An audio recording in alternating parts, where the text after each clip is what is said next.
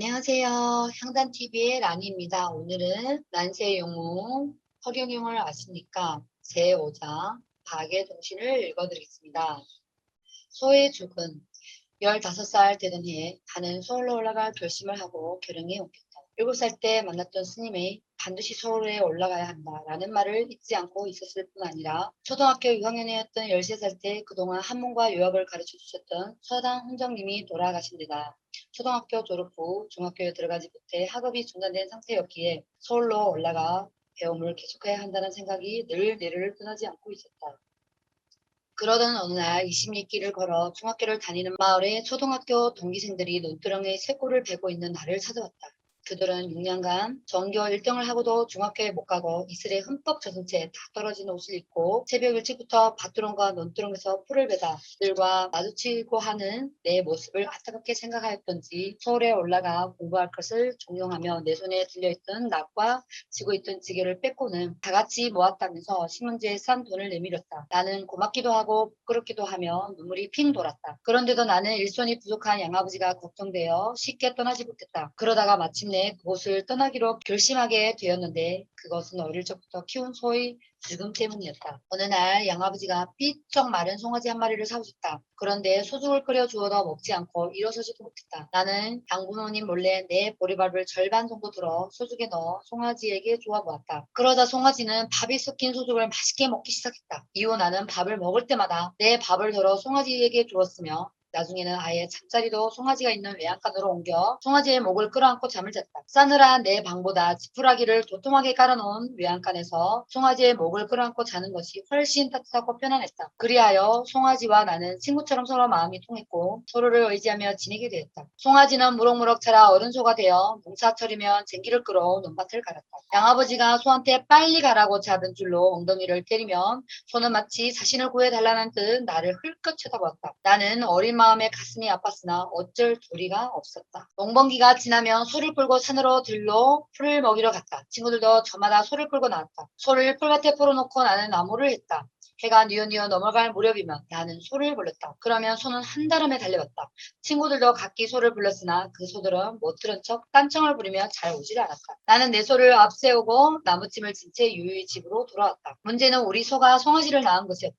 그날도 나는 풀밭에 소를 풀어놓고 나무를 하고 있었다. 그런데 소 엉덩이에서 뭔가가 떨어지는 게 아닌가. 나는 소가 죽는 줄 알고 발을 동동 굴렸다. 알고 보니 떨어진 것은 송아지였다. 언제 임신을 했는지 송아지를 낳은 것이다. 얼마 지나지 않아 양아버지는 송아지만 남기고 어미소를 팔려고 하셨다.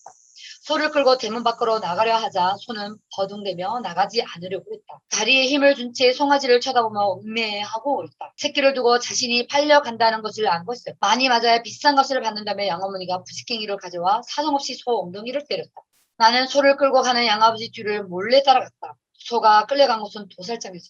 두 사람이나 소를 맨줄을 건네받아서는 큰 기둥에 바짝 묶었다. 나는 기회를 봐서 소를 풀어주려고 건물 뒤에 몸을 숨기고 숨을 죽이며 지켜보았다. 그런데 두 사람은 어딜 가지 않고 도끼를 가져오더니 한 사람은 소를 붙들고 다른 한 사람은 도끼로 우리 소의 머리 가운데를 내리쳤다. 소는 피를 흘리며 그 자리에 풀썩 주저앉았다. 그대로 쓰러졌다. 충격을 받은 나는 마구 달리기 시작했다. 집으로 돌아온 후 나는 떠나기로 마음먹었다. 일손이 부족한 양아버지를 두고 차마 떠날 수 없어서 차일피를 미루고 있었는데 이제 아무런 미련이 없었다. 정든 시골을 떠나던 마지막 날 저녁 나는 외양간으로 가서 죽은 소의 새끼인 송아지의 목을 끌어안고 소리 없이 울었다. 죽도록 주인을 위해 논밭을 갈며 송아지까지 낳아주었는데 새끼와 함께 살지도 못하고 도살장으로 팔려간 소의 운명과 인간의 배은망덕이 원망스러웠다. 나와의 이별을 모르는 채 나를 물끄러미 쳐다보는 송아지와 영원한 이별을 하며 나는 처음으로 사람의 비정함을 느꼈다. 나무를 하러 갔다가 절에서 읽은 글귀가 생각났다. 동물을 죽여 그 피로써 신의 재단에 제사를 지내는 자를 보며 석가가 말했다. 내가 행복해지기 위해 다른 생명을 불행하게 하는 것은 옳지 않습니다. 모든 생명은 그대와 같이 살아있기를 원합니다. 자기를 위해 남을 해치는 것은 이기주의입니다. 그러한 자는 일생 동안 불행한 결과를 받게 됩니다. 짐승의 피를 요구하는 신은 좋은 신이 아닙니다. 만일 그대가 모든 것을 향해 사랑과 친절로서 대하면 신은 저절로 그대를 돕게 될 것입니다. 아픔을 묻고 서울로. 나는 집을 나섰다. 어둠에 짙게 깔린 저녁 8시. 굽이치며 흘러가는 진주 난강이 끝없이 바라보이는 언덕에 어머니의 무덤이 자리하고 있었다. 그동안 공부한 한문책과 독학으로 배우기 위해 샀던 중학교 교과서와 일기장이 전부인 보따리를 어머니 산소 옆에 놓고 절을 하고 무릎을 꿇은 채 어머니의 무덤을 바라보았다. 나도 모르게 눈물이 흐르기 시작했다. 어머니 무덤이 마을에서 가까운 데다 나무하러 산으로 갈 때나 내려올 때나 꼭 지나야 하는 산길 옆에 있다 보니 7살 때부터 하루도 빠지지 않고 절을 하러 매일 들르던 곳이었다.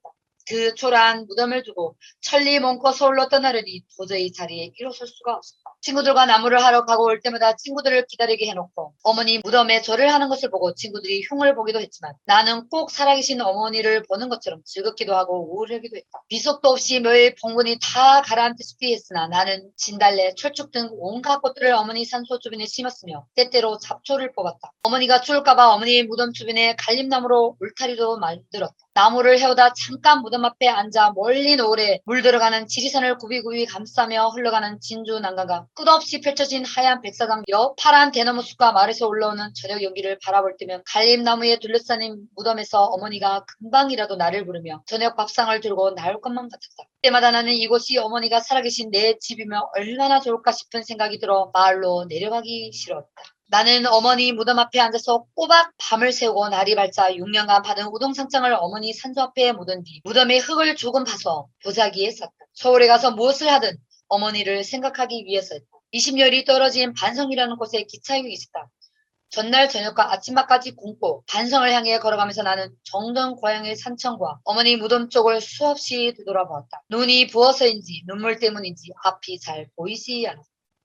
박의 정신이 필요하다. 내가 세계를 통일하겠다고 하면 굳이 왜 세계 통일까지 하며 의아해하는 사람들도 있을 것이다. 그런데 나는 사람들이 좀 더 자비심을 가졌으면 한다. 넓은 사랑의 마음, 박의 정신을 가졌으면 한다. 사람들의 마음이 좀 더 따뜻하다면 나는 어릴 때 친구처럼 의지하고 아끼며 지냈던 정든 소가 그토록 무참하게 도살되는 것을 목격하지 않아도 되었을지 모른다. 사실 우리는 너와 내가 따로 있는 것이 아니라 하나의 울타리 속에서 영향을 주고받으며 살고 있다. 그러므로 서로 귀하게 여기고 서로 도우며 가난하고 어려운 자, 약한 자에게 자비심을 베풀어야 한다. 이러한 사랑의 이타행은 궁극적으로 자신에게도 복이 되어 돌아온다. 석가모니는 천상전하 유아 독존이라고 하였다. 우주에는 오직 나밖에 없으며 그 내가 존귀하다는 뜻이다. 곧 우주에는 내가 아닌 것이 없으니 모두를 귀하게 여겨야 한다는 말이다. 가끔 이것을 온 우주에 오직 부처만이 홀로 존귀하다고 해석하는 사람이 있으나 그것은 잘못 해석하는 것이다. 성인인 석가가 어떻게 그런 오만한 말을 했겠는가? 우리 민족의 오래된 경전 천부경에도 나와 있듯이 우주의 만생만유 하나에서 나왔고 하나가 분열의 분열을 거듭하여 만생만유로 펼쳐진 거대한 하나의 우주를 이루고 있다. 하나의 우주를 이루는 그 속의 모든 존재는 하나같이 다 존귀하다. 눈과 코와 귀, 팔과 다리가 연결되어 하나의 몸을 이루고 그 몸이 소중한 만큼 그 몸을 이루는 눈과 코와 귀, 팔과 다리가 모두가 소중하듯이 말이다. 나도 귀하고 너도 귀하고 모든 생명체가 다 귀하다는 것이 석가모니 부처의 천상천하 유아 독존의 가르침이다. 남을 자신처럼 여기고 자비로 대할 것이요 이타심으로 바라보고 행동하라는 가르침이다. 예수가 너희가 너희 중 가장 작은 자에게 한 것이 곧 내게 한 것이라고 한 것과 비슷한 뜻이다. 내 자식이 잘 되기를 바라거든 자식만을 위해 무릎 꿇고 기도하기보다는